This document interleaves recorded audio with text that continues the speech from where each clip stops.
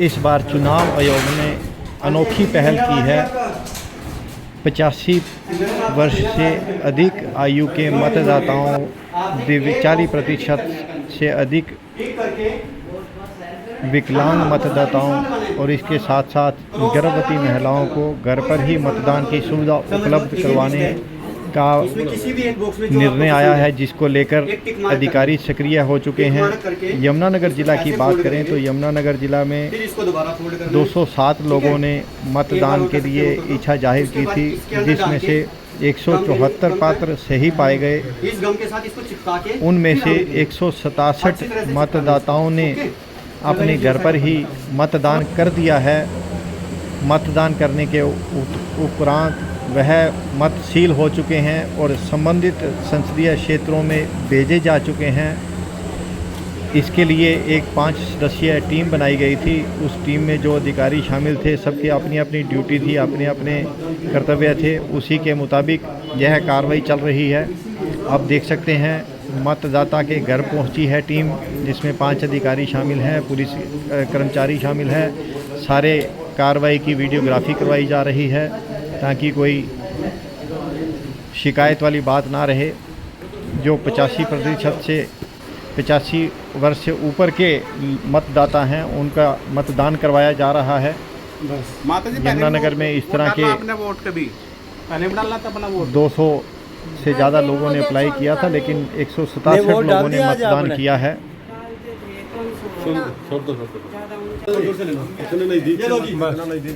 इसके ऊपर एक मार्क लगा के इसके अंदर भर के और आपने वो क्या बोलते हैं उसको गम लगाना है जी। घर में बना बूथ सीरियल नंबर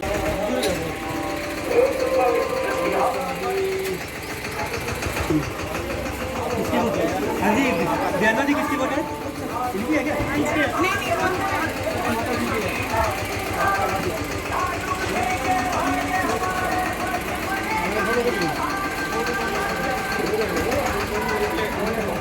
कोई बात नहीं, कोई नहीं, कोई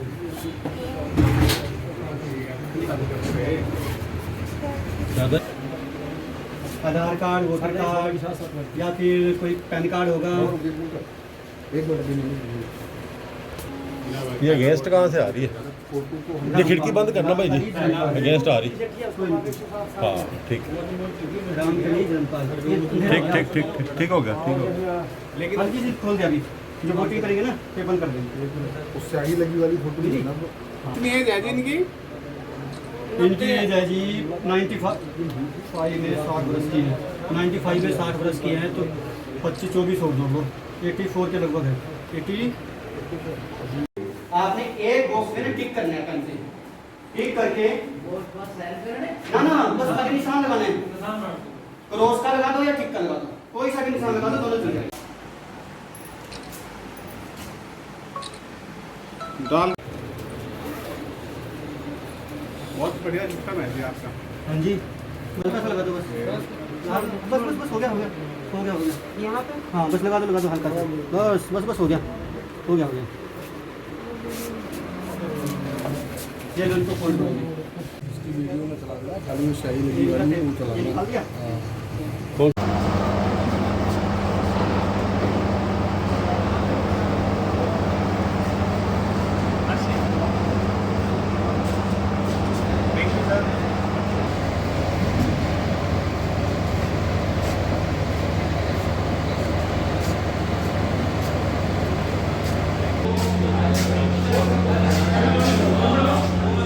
चुनाव आयोग का प्रावधान है कि जो लोग 85 साल से ऊपर हैं या 85 साल के हैं या फिर जो 40% विकलांग है या 40% से ज़्यादा हैं, वो अपने घर से वोट करने के लिए एलिजिबल हैं और इसके लिए वो एक फॉर्म भर के देते हैं। हमें लगभग 207 के करीब फॉर्म प्राप्त हुए थे, जिसमें से 174 लोगों के एप्लीकेशन सही पाई गई। हमने 2 दिन चयनित किए थे इस वोट के लिए, आज और कल, यानी कि 18 और 19। इसमें से 18 तारीख को ही, कल ही, हमारे पास 174 में से 167 लोग मतदान कर चुके हैं, जिसमें से ये देखा गया कि 2 लोगों की मृत्यु हो गई थी। बाकी जो 7 लोग हैं वो आज मतदान करने के लिए एलिजिबल हैं, उनकी भी वोट आज पड़वा दी जाएगी जी। रिप्रेजेंटेशन ऑफ पीपल एक्ट 1951 के सेक्शन 128 के तहत सेक्रेसी ऑफ वोटिंग ज़रूर रखनी चाहिए। ये किसी भी हाल में बर्दाश्त नहीं किया जाएगा कि किसी की वोट का पता चल जाए किसने किसको दी। इस कारण ये ध्यान रखा जाता है कि होम वोटिंग में जो टीम जाती है उसमें 2 पोलिंग ऑफिसर होते हैं, एक माइक्रो ऑब्जर्वर होते हैं, एक वीडियोग्राफर होते हैं और एक पुलिस वाला होता है। इसमें जो माइक्रो ऑब्जर्वर हैं वो ऑब्जर्वर के बिहाफ पे काम कर रहे हैं। इसमें जो वीडियोग्राफर हैं वो वीडियो बनाते हैं कि सिक्रेसी ऑफ वोटिंग ख़राब नहीं हुई है। बाकायदा वोटिंग कंपार्टमेंट के अंदर उस व्यक्ति ने खुद वोट किया है, किसी और ने उसकी मदद नहीं की। यदि वह इन्फर्म वोटर है या किसी भी तरह से शारीरिक रूप तौर पर विकलांग है तो वह किसी की मदद ले सकता है, परंतु अदरवाइज़ हम ये देखते हैं और पुलिस वाले का भी यही काम है कि सिक्रेसी ऑफ वोटिंग मेंटेन रहे और वोट सही से घर पहुंचे और वापस आए। कुछ कैजुअलिटी भी सर जिन लोगों ने अप्लाई किया जी, 174 में से जिन 167 लोगों की कल वोट पड़ी उसमें ये भी देखा गया कि 2 लोगों की मृत्यु हो चुकी है। चुनाव आयोग की गाइडलाइन है कि जो लोग इलेक्शन ड्यूटी में लगे रहते हैं या फिर जो वोट नहीं डाल सकते किसी भी कारण से क्योंकि वो एसेंशियल सर्विस में है, ज़रूरी सेवाएं उपलब्ध करवा रहे हैं, उदाहरण के तौर पर बिजली पानी आदि में, तो वो एसेंशियल सर्विस में माने जाते हैं और वो एसेंशियल सर्विस वाले वोटर्स 19, 20, 21 को यानी कि आज, कल और परसों वोट डाल सकते हैं। इसके लिए हमने पोस्टल वोटिंग सेंटर बनाए हैं PVC। ये ITI में बने हैं असेंबली कॉन्स्टिट्यूंसीज़ के, जो 4 असेंबली कॉन्स्टिट्यूंसी हमारे यहाँ हैं, सडोरा, जगाधरी, यमुनानगर और रादौर। इसके अलावा जो लोग इलेक्शन के दिन इलेक्शन ड्यूटी पे रहेंगे जैसे कि ड्राइवर, क्लीनर, कंडक्टर इत्यादि, वो भी इन 3 दिनों में वोट डाल सकते हैं। इसके अलावा 24 तारीख को जब हम पोलिंग टीम्स को डिस्पैच करेंगे तब भी वो वोट डाल सकते हैं जो लोग दूसरे RO से आए हैं, अर्थात दूसरे ज़िलों से यहाँ पर आए हैं। लोगों से हमारी यही अपील रहेगी कि बढ़ चढ़कर भाग लें। सरकार ने आपके लिए इतनी सारी सुविधाएं मुहैया करवाई हैं, हम इतना काम कर रहे हैं, हमने आपके लिए घर से वोटिंग की प्रावधान किया है, पोस्टल वोटिंग सेंटर बनाए हैं, हम पोलिंग स्टेशंस पर आपको AMF यानी कि एश्योर्ड मिनिमम फैसिलिटी दे रहे हैं जिसमें टेंट होगा, पानी होगा, कूलर, पंखे इत्यादि होंगे, कुर्सियाँ होंगी, वॉलंटियर होंगे, विकलांग लोगों के लिए व्हीलचेयर होगी। तो आप भी बढ़ चढ़कर भाग लें और लोकतंत्र को मजबूत बनाएं। सर इसमें कोई बूथ भी है महिलाओं के लिए, पिंक बूथ या कुछ और सुविधा? जी, चुनाव आयोग के प्रावधान के अनुसार हर असेंबली कॉन्स्टिट्यूंसी में कम से कम एक पिंक बूथ होना चाहिए, यानी कि ऐसा बूथ जहां पर केवल महिलाएं ही कार्य करें, परंतु यहां पर कोई भी वोट डाल सकता है, पुरुष भी, महिलाएं भी एवं ट्रांसजेंडर भी। हमारे यहाँ 4 असेंबली कॉन्स्टिट्यूंसीज़ हैं, सडोरा, जगाधरी, यमुनानगर और रादौर। इस कारण हमने 4 पिंक बूथ बनाए हैं। तारीख को चुनाव होने जा रहे हैं तो यहाँ बात करें तो 4 विधानसभा जगाधरी आपके पास है, तो क्या क्या इस समय कार्रवाई जारी है? लोकसभा चुनाव 2024 के लिए हर एक तैयारी हमारे द्वारा कंप्लीट कर ली गई है।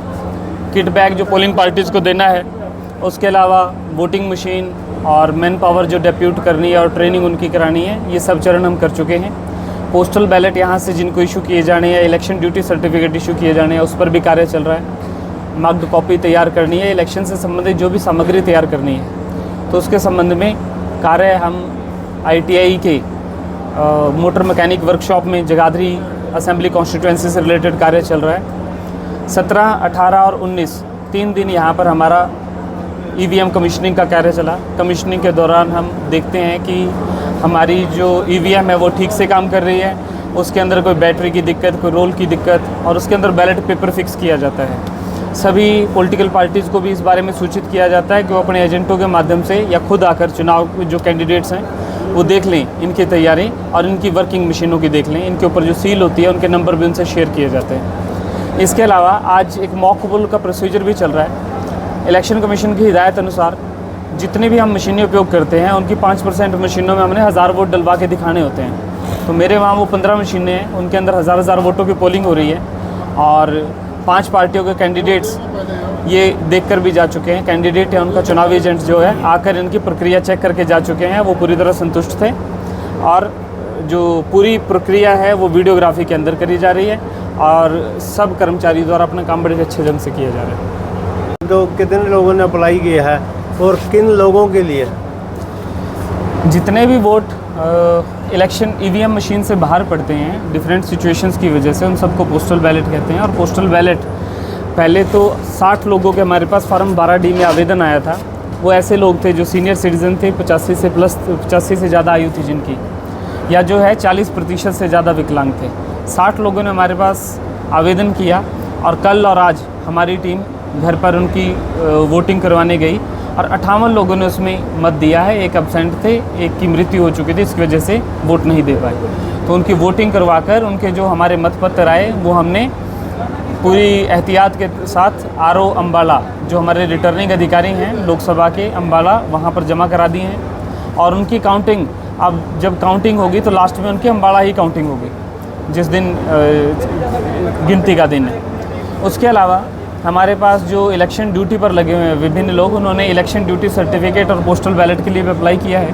करीब 270 लोगों ने इलेक्शन ड्यूटी सर्टिफिकेट और 128 लोगों ने पोस्टल बैलेट के लिए आवेदन किया है। उनका डेटा तैयार कर लिया गया है और जो पोस्टल बैलेट के थ्रू मतदान करेंगे उनके लिए फैसिलिटेशन सेंटर आज से शुरू किया गया है सामने वाली बिल्डिंग में ही। आज कोई मतदान करने नहीं आया, कल और परसों फिर से उन्हें मतदान की अपॉर्चुनिटी दी जाएगी और 24 तारीख को भी ये फैसिलिटेशन सेंटर ऑन रहेगा, ताकि दूसरे लोकसभा क्षेत्रों से अगर किसी का मतपत्र आना है, वो किसी वजह से डिलेड है, तो इससे कोई चुनाव में पीछे न छूट जाए। तो 24 को हम यहाँ पर अपना पोस्टल फैसिलिटेशन सेंटर चालू रखेंगे।